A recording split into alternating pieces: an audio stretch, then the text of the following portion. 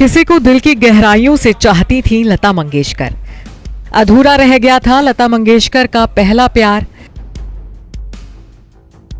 ताउम्र रही कुंवारी, संगीत को ही बना लिया था जीने का मकसद। पीछे छोड़ गई थी 370 करोड़ की प्रॉपर्टी। 6 फरवरी आज ही के दिन हिंदी सिनेमा के संगीत के सुनहरे युग का अंत हुआ था। 1 साल पहले आज ही के दिन भारत की स्वर कोकिला लता मंगेशकर 92 साल की उम्र में हमेशा हमेशा के लिए अपने तमाम चाहने वालों को अलविदा कह गई थी। आज भारत रत्न से सम्मानित सिंगर लता मंगेशकर की पहली पुण्यतिथि है। लता दीदी को गए 1 साल गुजर गया, लेकिन उनकी यादें वैसी ही ताजा हैं। मंगेशकर परिवार तो अभी तक लता मंगेशकर के निधन के गम से उभर नहीं पाया है। लता मंगेशकर तो अब हमारे बीच नहीं है, लेकिन उनकी जिंदगी से जुड़े तमाम किस्से अभी तक चर्चा का विषय बने रहते हैं।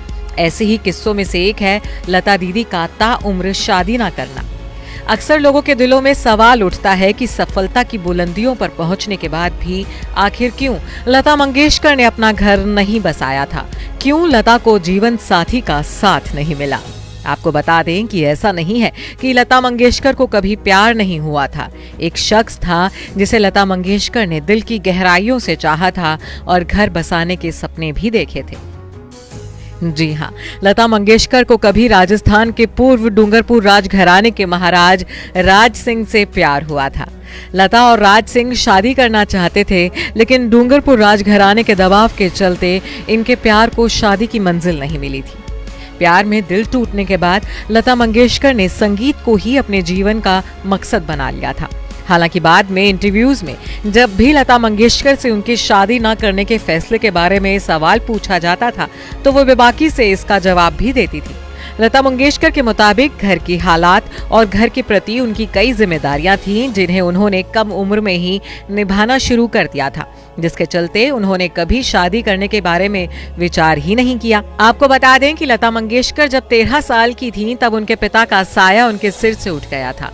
पिता के बाद वही थी जो घर में सबसे बड़ी थी, और इसी वजह से सारी जिम्मेदारियां लता मंगेशकर के छोटे कंधों पर आ गई। सिर्फ 13 साल की उम्र में वो कमाने लगी थी।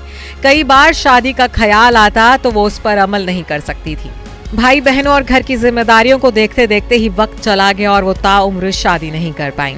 बता दें कि महज 25 रुपए पहली कमाई के तौर पर कमाने वाली लता मंगेशकर अपने पीछे करीब 370 करोड़ रुपए की संपत्ति छोड़ गई हैं।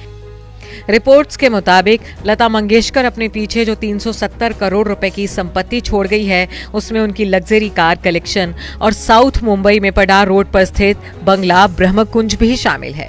बढ़ती उम्र और खराब तबीयत की वजह से बीते कई साल से लता जी ने फिल्मों में प्लेबैक सिंगिंग करना बंद कर दिया था। लता मंगेशकर की अधिकांश कमाई उनके गानों की रॉयल्टी और उनके निवेश से होती थी। खबरों के मुताबिक लता मंगेशकर ने अच्छा खासा इन्वेस्टमेंट किया हुआ था। लता मंगेशकर भले ही सादगी पसंद थी, उनका लाइफस्टाइल भी बेहद सादा था, लेकिन उन्हें लग्जरी गाड़ियों का बेहद शौक था। लता मंगेशकर ने अपनी सबसे पहली गाड़ी शेरवले खरीदी थी, जिसे उन्होंने इंदौर से खरीदा था। उन्होंने वो गाड़ी अपने मां के नाम पर खरीदी थी। इसके बाद उन्होंने एक ब्यूक और एक क्रिस्टल कार भी खरीदी। इसके अलावा उनके